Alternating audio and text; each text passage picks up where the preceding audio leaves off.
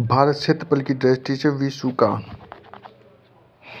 का 7वां सबसे बड़ा देश है। इस संदर्भ में भारत से बड़े 6 देश है। एक तो रूस है। रूस एशिया में, ये देखो रूस है, कि रूस इतना बड़ा। दूसरे नंबर पे है कनाडा, तीसरे नंबर पे संयुक्त राज्य अमेरिका, चौथे नंबर पे चीन, पाँचवें नंबर पे ब्राज़ील, छठे नंबर पे ऑस्ट्रेलिया। ये देखो रूस, दूसरे नंबर पे रूस, फिर उसके बाद पहले नंबर पे रूस, दूसरे पे कनाडा।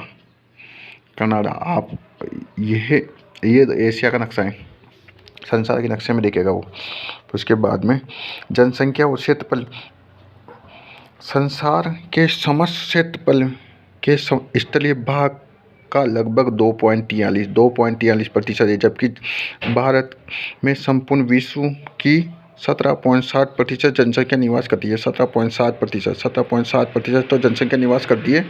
2.43% क्या है? स्थलीय भाग है 2.43। भारत पूर्णतः उत्तरी गोलार्ध में, किसमें? पूर्णतः उत्तरी गोलार्ध में। तो आप देखो नीचे 6 डिग्री 45 मिनट से 37 डिग्री 6 मिनट तक है। मुख्य भूमि से 8 डिग्री 4 मिनट तक है उत्तरी गोलार्ध में। 6 डिग्री 45 मिनट से उत्तरी अक्षांश से 37 डिग्री 6 मिनट उत्तरी अक्षांश तक। इसकी मुख्य भूमि 8 डिग्री 4 मिनट से 37 डिग्री 6 मिनट तक उत्तरी अक्षांश तक। तथा पूर्वी देखो, पूर्वी में इधर आ जाएगा 68 डिग्री 7 मिनट, 97 डिग्री 25 मिनट हो गया। 25 पूर्वी देशांतर अक्षांश का विस्तार लगभग 30 मिनट है। भारत का विस्तार उष्ण उपोष्ण कटिबंधीय है। 82.5 डिग्री पूर्वी देशांतर का उपयोग भारतीय मानक समय के निर्धारित करने के लिए किया जाता है।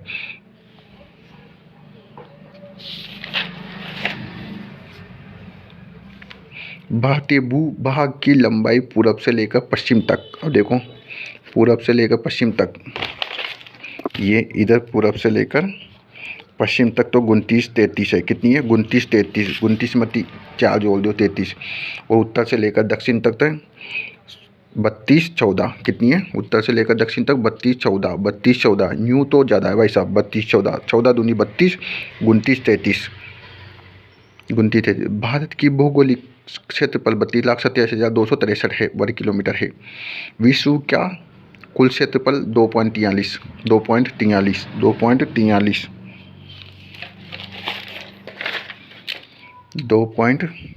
ये हो गया। अब अपन चलेंगे इधर। अब ये देखो गुजरात में स्थित भुज, गुजरात में कहाँ से? भुज।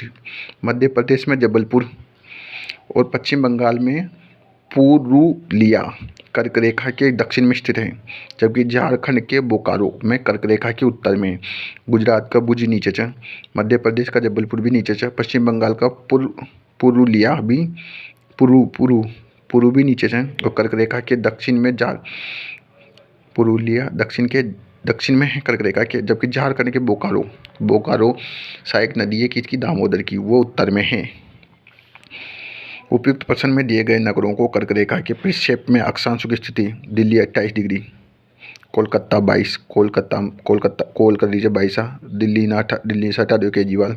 जोधपुर की 26, 21 में प्राणदेयिक तो 21 में से नाक में से कौन निकलेगा?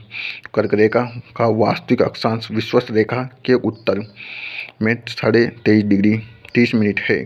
तो उपयुक्त कर्क रेखा के निकटतम नगर है 22.5 डिग्री कोलकाता।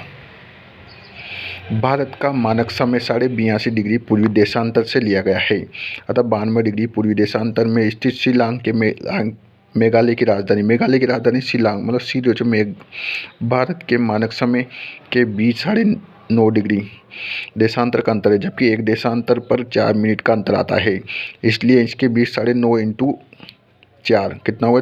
38 मिनट का अंतर आ रहा है। चूँकि भारतीय मानक समय रेखा का पूर्वांग 10 बजे है, इसलिए शिलांग में पूर्वांग में 10:38 समय हो गया होगा। भारत की प्रामाणिक मध्याह्न रेखा अथवा भारतीय मानक समय IST मतलब इंडियन स्टैंडर्ड टाइम 82.5 डिग्री पूर्वी देशांतर से लिया गया है। यह देशांतर रेखा इलाहाबाद, वर्तमान में प्रयागराज के नैनी गांव, मिर्जापुर आदि से होकर गुजरती है 5 राज्यों से, उत्तर प्रदेश, मध्य प्रदेश, छत्तीसगढ़, उड़ीसा और आंध्र प्रदेश, मतलब झारखंड से नहीं गुजरती है। भारतीय मानक समय और ग्रीनविच मध्य के मध्य 5.5 घंटे 5 + 30 मिनट आगे है। रेड क्लिफ रेखा भारत और पाकिस्तान के मध्य 15 अगस्त 1947 में रेड क्लिफ के द्वारा निर्धारित की गई बॉर्डर कमीशन द्वारा किया गया। इसका निर्धारण बॉर्डर कमीशन, याद रखना कौन सा कमीशन, बॉर्डर। मैकमोहन रेखा भारत और तिब्बत मतलब चीन के बीच सीमा रेखा, यह अस्तित्व 1914 में आई। कब आई? 1914 में आई। भारत की तत्कालीन ब्रिटिश सरकार के तिब्बत के बीच शिमला समझौता, कौन सा समझौता हुआ? तत्कालीन ब्रिटिश सरकार और तिब्बत के बीच शिमला समझौता के तहत आई थी। इस सीमा रेखा का नाम हेनरी मैकमोहन अंग्रेज सरकार के विदेश सचिव थे के नाम पर रखा गया। मैकमोहन रेखा भारत में लद्दाख, देख लो लद्दाख, हिमाचल प्रदेश, फिर उसके बाद उत्तराखंड, फिर सिक्किम, अरुणाचल प्रदेश। दिखाता हूँ मैं आपको, ये लद्दाख, हिमाचल प्रदेश, उत्तराखंड, सिक्किम और अरुणाचल प्रदेश।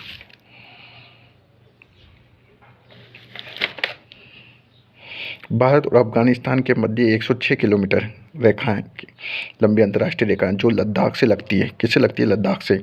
इसे दूरंड रेखा कहते हैं, जिसका निर्धारण 1893 में सर मोर्टिसर डुरंड के द्वारा किया गया है। वर्तमान में यह रेखा अफगानिस्तान और पाक अधिकृत कश्मीर पीओके के मध्य सीमा का निर्धारण करती है। उत्तर प्रदेश 9 राज्यों तथा केंद्र शासित प्रदेश से के साथ सीमा बनाता है। एक तो देखो उत्तर प्रदेश 9 राज्यों में देखो, पहला हिमाचल प्रदेश ये बन रहा है यहाँ, पहले उत्तराखंड, फिर हिमाचल प्रदेश ये रहा, फिर हरियाणा, फिर उसके बाद राजस्थान, फिर यहाँ पर एक केंद्र शासित प्रदेश नई दिल्ली, फिर मध्य प्रदेश, फिर छत्तीसगढ़, फिर झारखंड, बिहार, 1 2 3 4 5 6 7 8 9, यूपी 9 के साथ यूपी। भारत की स्थलीय सीमा की लंबाई कुल 15,200 है। गृह मंत्रालय के अनुसार 15,106.60 किलोमीटर है। 15,106.7 भारत स्थलीय सीमा है, जो कुल सात देशों के साथ लगती है। घटते क्रम में 55 में MBA, ब स बांग्लादेश, च चीन, प स पाकिस्तान, न स नेपाल, एम से म्यांमार, ब से भूटान और अफगानिस्तान। ये तो याद है कि 4,096 और ये 1,006। भारत में सबसे लंबी स्थलीय सीमा बांग्लादेश से 4,096.7 किलोमीटर, साथ सबसे छोटी स्थलीय सीमा 106 अफगानिस्तान के साथ, लद्दाख के साथ। बांग्लादेश भारत से 4,096.7 किलोमीटर, सर्वाधिक सीमा 5 राज्यों के साथ पश्चिम बंगाल, असम, मेघालय और त्रिपुरा मिजोरम से लगती है।